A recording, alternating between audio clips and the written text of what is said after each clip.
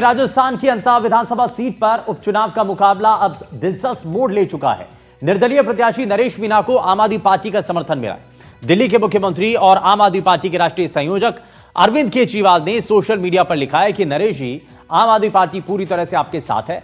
इससे पहले नरेश मीणा ने पोस्ट कर कहा था कि वो नई और सही राजनीतिक व्यवस्था बदलाव के लिए अंता उपचुनाव में निर्दलीय उम्मीदवार के रूप में चुनाव लड़ रहे हैं।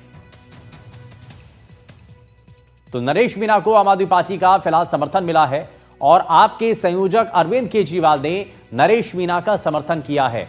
अंता सीट पर उपचुनाव की जंग बेहद दिलचस्प हो चुकी है और नरेश मीणा को अब आम आदमी पार्टी ने अपना समर्थन दिया है। सुशांत पारिक हमारे सहयोगी जुड़ गए हैं। सुशांत, नरेश मीणा अभी तक निर्दलीय तौर पर चुनावी मैदान में हैं, लेकिन उनको अब मदद भी मिल रही है, सपोर्ट मिल रही है। अरविंद केजरीवाल ने बाकायदा सोशल मीडिया पर लिखा है कि आप लड़िए, हम आपके साथ हैं। बिल्कुल, और इससे पहले नरेश मीणा ने समर्थन मांगा भी था। उन्होंने सोशल मीडिया पे पोस्ट लिखते हुए कहा था कि मैं जनता के नए विकल्प के रूप में चुनाव लड़ रहा हूं और आम आदमी पार्टी के राष्ट्रीय अध्यक्ष जो हैं उनसे आग्रह करता हूं कि मुझे समर्थन और सहयोग और ताकत प्रदान की जाए। उसका रिप्लाई करते हुए फिर केजरीवाल ने ट्वीट किया है और लिखा है कि आम आदमी पार्टी नरेश जी आपके साथ हैं।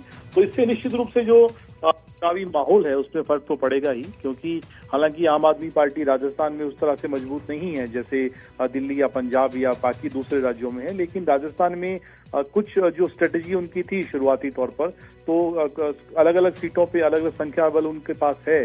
इस लिहाज से नरेश मीणा चूंकि निर्दलीय हैं और हनुमान बेनीवाल उनको समर्थन देने के लिए अभी फैसला करेंगे कि क्या नामांकन वापसी के बाद कौन कौन मैदान में बचता है और कैसे वो अपनी स्ट्रेटेजी बनाएंगे। लेकिन इसी बीच आम आदमी अगर उनके साथ आती है और हनुमान बेनीवाल भी उन्हें सपोर्ट करते हैं तो फिर ये मुकाबला जो त्रिकोणीय हो रहा है बहुत दिलचस्प हो जाएगा। शुभन, बहुत शुक्रिया सुशांत इस पर जानकारी देने के लिए। तो आप संयोजक अरविंद केजरीवाल ने फिलहाल समर्थन का भरोसा दे दिया है और इससे पहले क्योंकि नरेश मीणा ने भी ये कहा था कि इस चुनाव के अंदर उनको भी एक सपोर्ट किया जाए, क्योंकि वो एक नई राजनीति की शुरुआत कर रहे हैं, निर्दलीय मैदान में हैं। और ऐसे में अरविंद केजरीवाल की तरफ से भी इस पर जवाब दिया गया है और उन्होंने लिखा है कि नरेश आप चुनाव लड़ें, नरेश मीणा के साथ पार्टी मजबूती के साथ खड़ी होगी।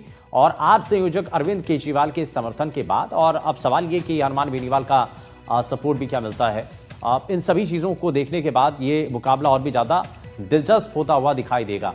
तो निर्दलीय तौर पर नरेश मीणा इस वक्त चुनावी मैदान में हैं और उनको आम आदमी पार्टी का सपोर्ट भी मिल रहा है, उनको समर्थन भी मिल रहा है। और इसके बाद ये चुनाव, ये जो मुकाबला है, ये कितना रोचक और कितना दिलचस्प होता है, ये जो है आने वाले समय में पता चल पाएगा। लेकिन फिलहाल जो स्थितियां हैं वो त्रिकोणीय मुकाबले की जरूर बनती हुई इस दौरान दिखाई दे रही हैं।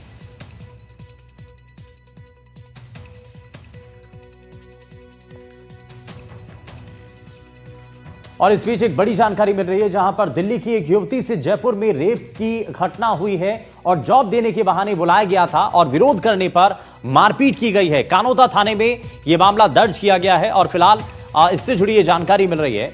जॉब देने के बहाने जो है जयपुर बुलाया गया था और विरोध करने पर युवती के साथ मारपीट की गई है। कानोता थाने में यह मामला दर्ज कराया गया है, ये शिकायत थाने में दी गई है और दिल्ली की युवती से जयपुर में रेप की घटना को अंजाम दिया गया।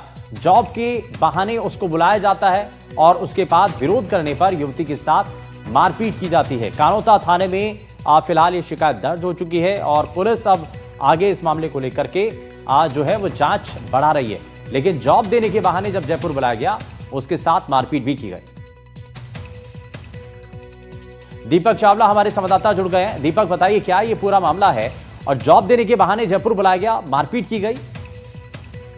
और बिल्कुल देखिए, बेहद सनसनीखेज ये मामला है जहां पर दिल्ली की ये युवती है और इसको दिल्ली से जयपुर बुलाया गया। जो शख्स है उसने पहले इसको सोशल मीडिया पर इसको संपर्क किया, फिर उसके बाद इसके टेलीफोन नंबर एक्सचेंज किया और उसके बाद इसको कहा कि वो उसको एक बढ़िया कंपनी में एक अच्छे पैकेज पर जॉब लगवा देगा। उसके बाद दिल्ली से उसको जयपुर बुलाया और एक अपने स्थान पर ले जाकर आरोपी ने उसको झांसे में लेकर और उसके साथ दुष्कर्म की वारदात को अंजाम दिया है। अभी फिलहाल पीड़िता ने कानोता थाने में मुकदमा दर्ज कराया है, पुलिस ने मुकदमा दर्ज किया है और अब पीड़िता के बयान जो है वो लिए जा रहे हैं। पुलिस का कहना है कि जल्दी जिस आरोपी ने इनको झांसा देकर यहाँ बुलाया और इनके साथ ये जघन्य वारदात की है, दुष्कर्म किया है, उसको जल्द गिरफ्तार किया जाएगा। पहले पुलिस की प्राथमिकता ये है कि जो पीड़िता है उसका मेडिकल करवाया जाए, उनका बयान लिया जाए, उसके बाद अपराधी जो आरोपी जो है वो नामजद है, उसने उससे जान पहचान की, टेलीफोन नंबर लिए, तो नामजद है। पुलिस ने उसको भी जो पाबंद किया है। पुलिस का कहना है कि एक बार